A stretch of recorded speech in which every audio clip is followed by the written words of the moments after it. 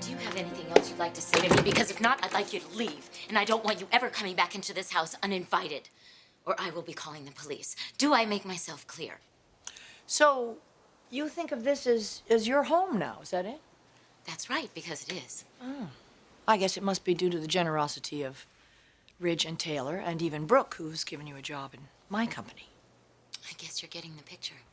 I get the picture. You're as silly and adolescent as you were when you were 17. No, Stephanie.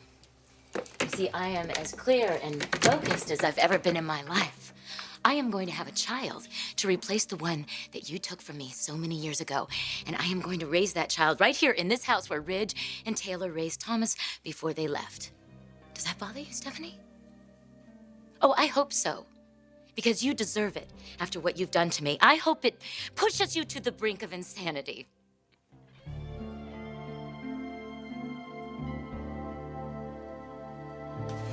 He moves to the left, he moves to the right, and he's got it. Whoa. Okay, there goes the football. What an arm, wow. Yeah. That's a quarterback arm. Here we go. Try it again. Ready? And he blocks the key and he grabs the quarterback, and the quarterback's down, and it's a fumble. It's a fumble. It's a fumble. Where's the ball? Where's the ball? Hey, look at the referees. I think they're enjoying the game, don't you? Yeah. Where's the ball? Where's the ball? It's a fumble. I got it. I got it. Okay, timeout for ice cream. Whoa. Yay, it's snack time. Here you go, guys. Oh, halftime treat. Here, Thomas. This is your favorite sundae. There you go. I assume this is for the girls. Yeah, this is for the girls. Little applesauce. Don't Oh. get any sugar rush. Oh, yeah, you're... There you go. He's coming. You got yours. It's coming. Here comes Daddy. There we go. Let's take a little bite of this. Give me that. Get your fingers Okay, out. and Dad looks pretty pooped out. I'm sure he could use a boost here, sweetheart.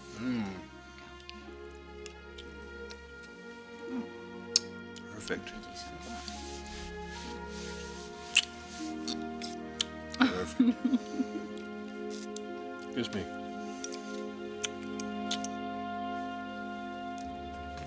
All right, Amber. It is time for the truth. I am not going to let up on you until I get it. I want to know exactly what's going on between you, your cousin Becky, and Stephanie Forrester. And don't try telling me that it's nothing, because I know there's something. There is nothing going on. Oh, really? And we are supposed to just take your word for it, with no evidence whatsoever to back it up, That you and Stephanie Forrester have suddenly become bosom buddies, throwing parties together, bringing families together? Come on, Amber. It wasn't much more than 2 months ago that woman was threatening to put you behind bars. So we just made up, okay? What's the big deal about that? The big deal is that CJ is serious about Becky. Now, if there's something strange going on, we have to know about it. Which is a distinct possibility given your track record. Come on. I want to know what it is you are keeping from us. Because I'd be willing to bet you are also keeping it from CJ. Come on, Amber, what is it? Hey, what's going on out here? Amber? Spectra? You two aren't arguing, are you? Well, you know what? I think I should go and check my other tables.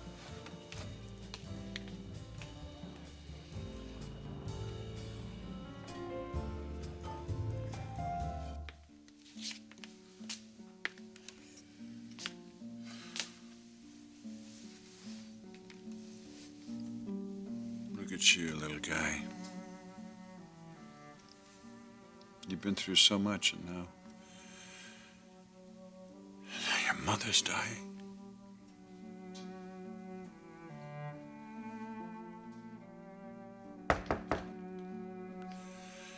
Come in. Hey, Miss Forrester. Look, I really appreciate you seeing me. I just got a quick question for you. I'm Becky's baby.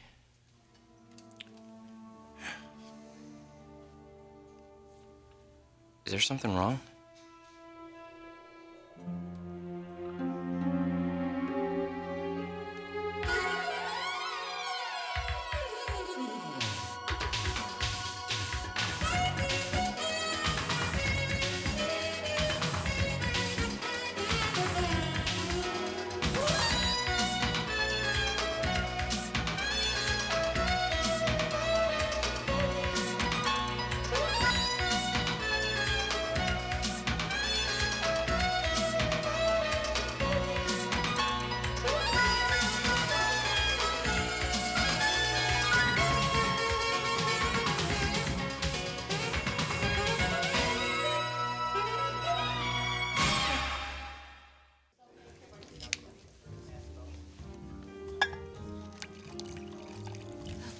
Thank you. What was going on between you and Amber? Becky, we're just a little confused, that's all. Completely bewildered is more like it. What about? About this sudden friendship between your cousin Amber and Stephanie Forrester. About the fact that they threw a party together for your little boy. I mean, correct me if I'm mistaken, darling, but isn't there something wrong with that picture? Well, I don't think so. I thought I told you she and Amber made up. What happened to get rid of all that anger? I mean, doesn't that make you slightly curious? It's not a curious thing. It's a miracle. Oh, Becky. Darling. But it's obvious to both of us that you are a very sweet, very loving girl. And you're very anxious to see the best in everybody. But you see, most of the world isn't like that. Now, you take Stephanie Forrester, for example. I mean, this is a woman who knows how to hold a grudge. I know this from personal experience because she made my life a misery once. And what I did was nothing compared to what your cousin Amber has done. But Stephanie's different now. She's changed. She really has. I went over there the other week to make a delivery, and do you know what I saw? She and Amber were hugging. Do you know why that happened? It happened because of forgiveness.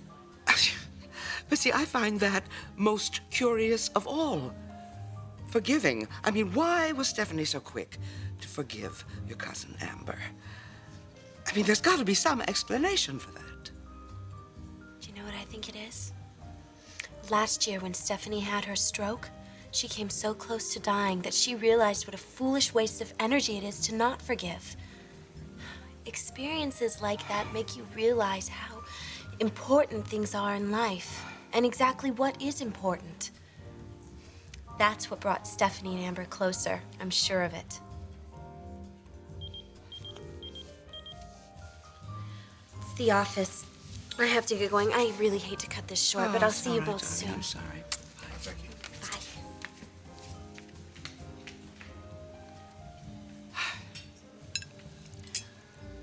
She really is a very sweet, very special young woman, isn't she? Yes, she is.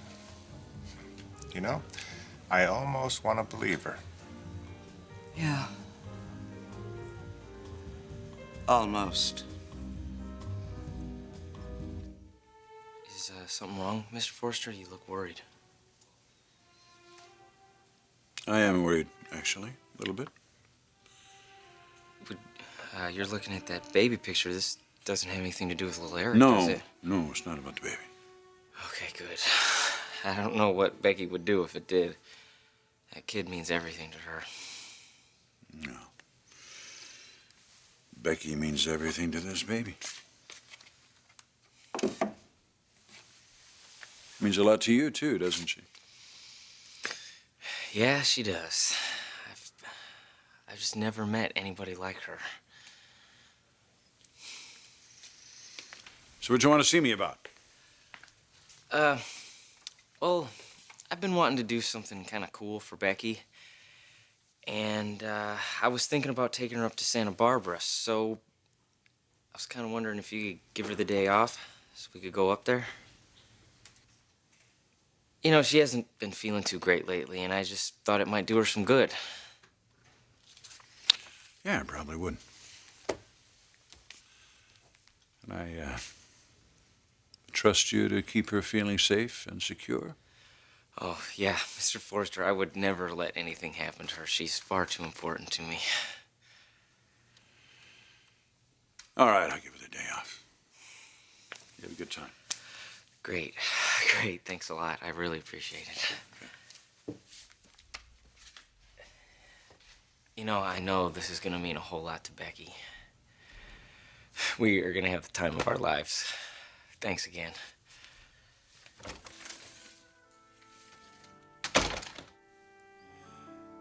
Yeah. You two have the time of your lives.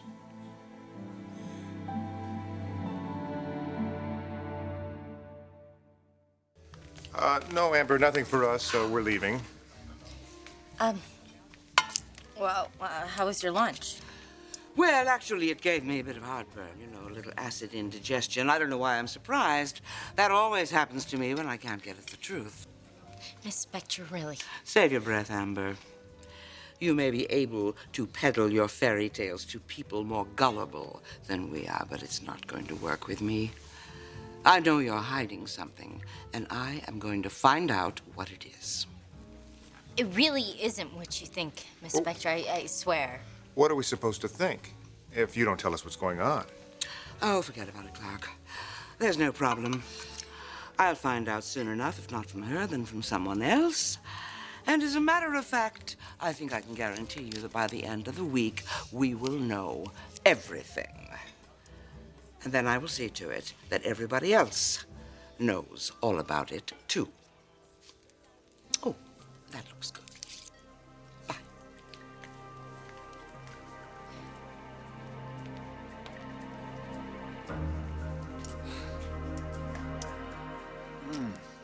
That's good. Boy, those are good. Mommy makes great sundaes, doesn't she? Boy, if we could just keep it in our mouth. Yes, she does. Whoops. I'm sorry. Oh. Speaking of, give Mommy a big old kiss here. Big old Sunday kiss. Oh, that's okay. Come on. Okay, well, wait a minute. Let me just. Okay, now I give you one. Give me a kiss. Mwah, mwah, mwah. And you get one too. You get one too. I'm gonna give you a big old celebrity kiss. Okay, everybody. Come on now, it's time to clean up. Yeah, let's get ready for the second half, okay? Nope. It's nap time. Daddy and I have a little football of our own to play. It's my turn. Really? Would that be two-handed touch or tackle? I don't know. Let's toss a coin. Remember, the goal is to score. Give me that baby. Come on. Oh, okay, come on. Come on, Thomas. Give me a hand, Dad. Thank you. Okay. Come on. You Let's go all ready. get to bed. Right there. Everybody. Come on.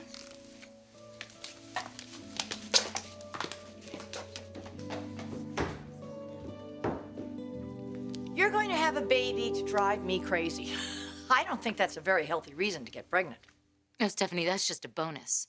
I'm having a child because I want to redeem myself for what I did when I was 17. How are you going to get pregnant? Well, that's a very interesting question, isn't it?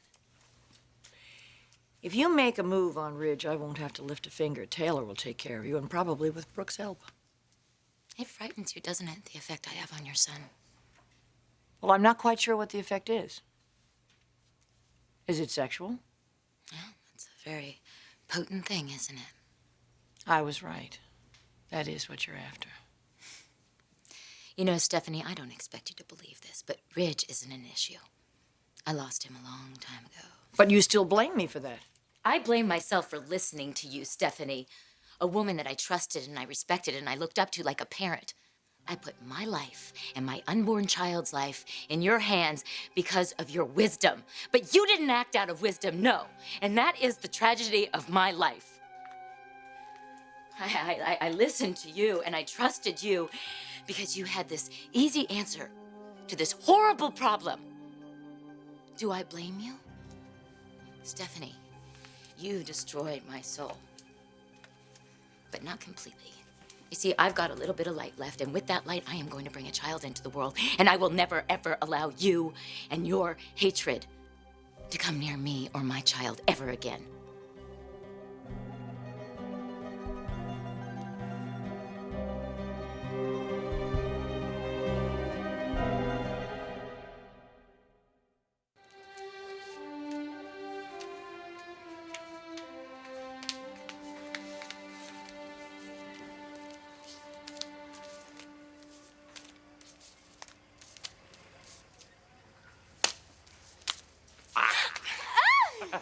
Hey, you. Hey, you.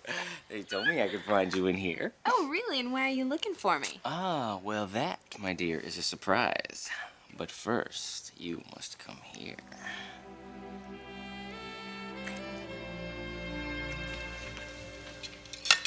Amber, you have a telephone call. Is it for me? Yeah.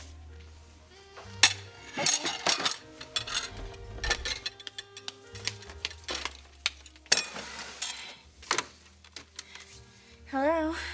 Amber, it's Eric Forrester. We need to talk right away. What about? About CJ.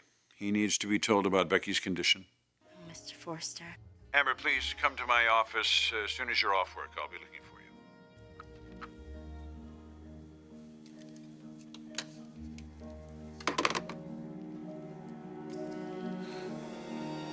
Must be a great relief to walk away from all the responsibilities of your actions and blame them all on me.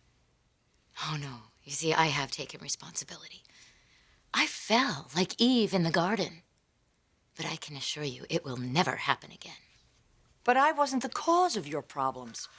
You were in serious trouble, and I gave you a viable solution at the time. But I don't understand because I didn't have a problem. You're the one who had a problem with it. I was pregnant by a man that I was in love with. That's not a problem. It should have been a joy. You know, I should have told Ridge that I was pregnant and let him decide what he wanted to do. But that didn't occur to you. It wasn't even an option. Morgan, you were a wild, unstable teenage girl that got herself pregnant and didn't have a clue in the world how to handle it. Admit it. You were a 17-year-old sexpot who was totally out of control. You damn well know that. Now, what did you think was going to happen? Did you think that Ridge was going to marry you? No.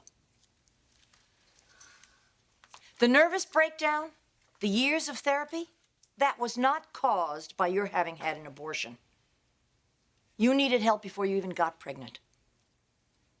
Now, if you're going to stand there and foolishly think that the problems that you have now are a result of having had an abortion, then you're seriously misguided. You were out of control when you were out of control when you were 17 years old. And that, Morgan, that is the truth.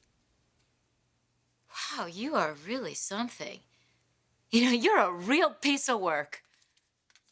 Yes, I like to go out and have fun. I was young and I was successful and I was living in a little fantasy world, but it never controlled my life. And your son is the one who seduced me. I didn't seduce him.